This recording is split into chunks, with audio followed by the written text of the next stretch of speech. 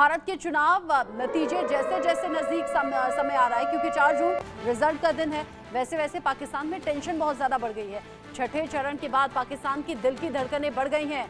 पाकिस्तान को सता रहा है पीओके गंवाने का डर, क्योंकि पीओके में लगातार जो प्रदर्शनकारी सड़कों पर आए, उसके बाद पाकिस्तान की बेचैनी बढ़ गई है। पाकिस्तानी फौजी की धमकी के बावजूद ये आंदोलन चल रहे हैं। 27 मई को फिर से बड़े आंदोलन का ऐलान यहां पर कर दिया गया है। 27 मई से पाकिस्तान के खिलाफ सबसे बड़ी बगावत की तस्वीरें सामने आ सकती हैं। मुजफ्फराबाद से शुरू होगा पाकिस्तान के खिलाफ ये नारा, और हाथों में तिरंगा लेकर जैसे लोग सड़कों पर आए हैं, अंदाजा आप लगा सकते हैं।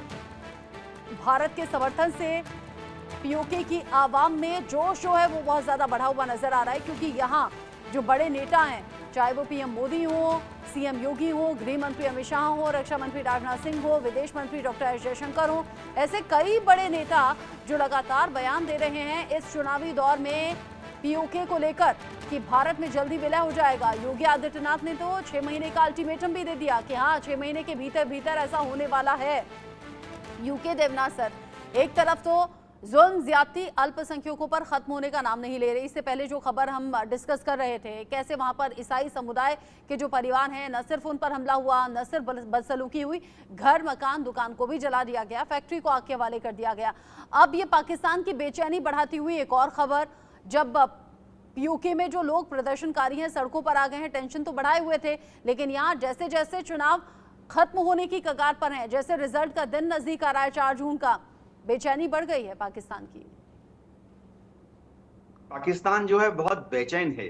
बेचैन इसलिए है कि एक उनसे ये सहन नहीं हो रहा कि भारत में हम किस तरह से एक बड़े शांतिप्रिय तरीके से लोकतांत्रिक चुनाव करा रहे हैं। हमने कितनी अच्छी तरह से हमारा जो कश्मीर है उसमें कितनी अच्छी तरह से सफलता के साथ चुनाव के लिए सबको वोटिंग का एक अधिकार दिया। और इस बार जो वोटिंग परसेंटेज है वो 34% से इंप्रूव होकर हमारे कश्मीर में 54% तक आ गई है।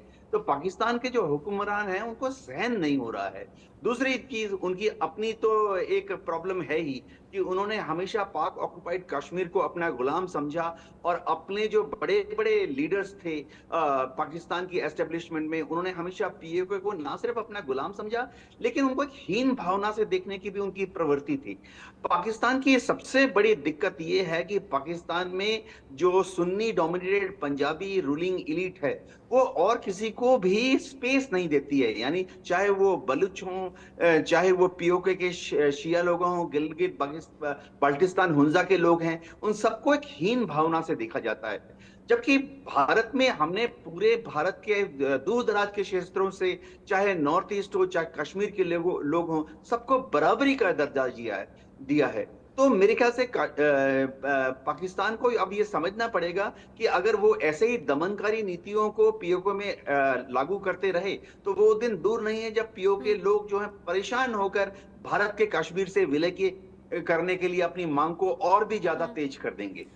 पाक अधिकृत कश्मीर में जो हालात अभी बने हुए हैं कर्नल सोढी, उसमें वहां भी प्रदर्शनकारियों की मांग है कि जल्द ही हमें भारत में विलय कर दीजिए, तभी हमारा कुछ भला हो सकता है।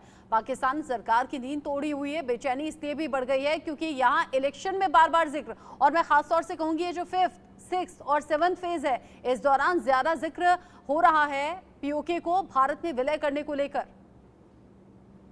रचना जी, जब पाकिस्तान ऑक्युपाइड जम्मू कश्मीर के लोग अपने आप को कंपेयर करते हैं जम्मू कश्मीर से, जहां पे इतनी तरक्की हुई है, और भारत सरकार ने जब से धारा 370 हटाई है वहां पे इतनी अमन शांति आई है। पिछले साल 2 करोड़ 20 लाख टूरिस्ट वहां पे गए जम्मू कश्मीर में।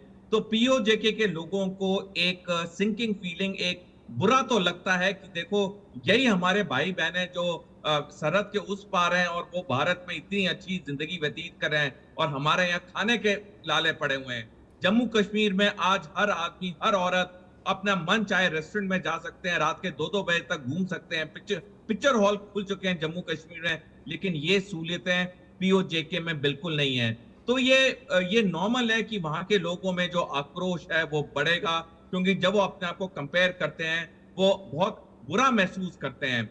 ये आज की दुनिया में जब सोशल मीडिया 24/7 केबल टेलीविजन है, हर इंसान को लेटेस्ट चीजें पता चलती हैं दुनिया में जो हो रहा है, और जब वो देखते हैं टीवी चैनल्स पे कि जम्मू कश्मीर में लोगों को कितनी सहूलियतें हैं, कितने वहां पे आराम से घूम रहे हैं और वो आज भी प्रदर्शन कर रहे हैं दाल रोटी पानी के लिए, तो ये वाजिब है कि वहां पे जो ये आक्रोश है ये दिन प्रतिदिन बढ़ता रहेगा। और अगर पाकिस्तानी सरकार ने कोई कार्रवाई नहीं की और उन्हें सहूलियतें नहीं दी, वो दिन दूर नहीं जब वो लोग खुद चल के भारत में आके विलय हो जाए।